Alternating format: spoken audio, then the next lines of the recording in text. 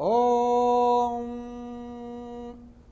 ధాతా పురస్తాద్యముదా జహార శక్రః ప్రవిద్వాన్ ప్రతిశస్తతస్రః తమేవం విద్వానమృతయః భవతి నాన్యః పంథా అజనాయ విద్యతే.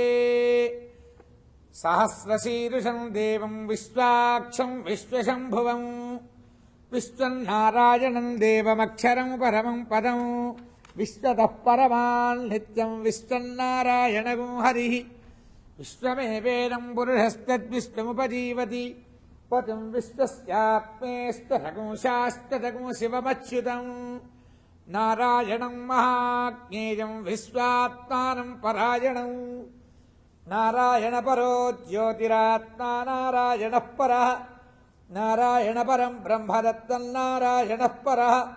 నారాయణ పరో ధ్యాతా ధ్యానం నారాయణః పరః. యచ్చ కించిత్ జగత్సర్వం దృశ్యతే శ్రూయతేపి వా అంతద్బహిష్టతత్సర్వం వ్యాప్య నారాయణః స్థితః. అనంతమవ్యయం కవిగుం సముద్రేంతం విశ్వశంభువం. పద్మకోశ ప్రతీకాశకం హృదయం చాప్యథోముఖం.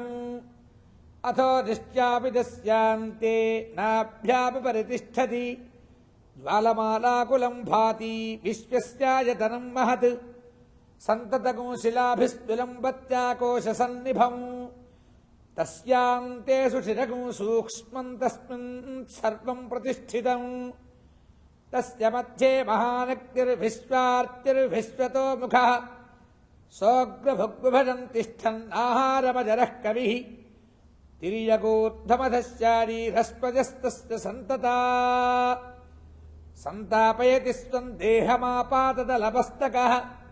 తస్య మధ్యే పహ్నిశిఖా అణీయోర్ధ్వా వ్యవస్థితః. నీలతో యదమధ్యస్థాత్ విద్యుల్లేఖేవ భాస్వరా. నీవారశూకవత్తన్వీ పీతాభాస్వస్యనూపమా. తస్యాస్తిఖాయా మధ్యే పరమాత్మా వ్యవస్థితః.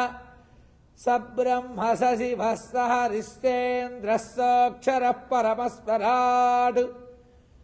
అర్థకం సత్యం పరం బ్రహ్మ పురుషం కృష్ణపింగళం. ఊర్ధ్వరేతం విరూపాక్షం విశ్వరూపాయ వై నమో నమః. నారాయణాయ విద్మహే వాసుదేవాయ ధీమహి తన్నో విష్ణుః ప్రచోదయాతు.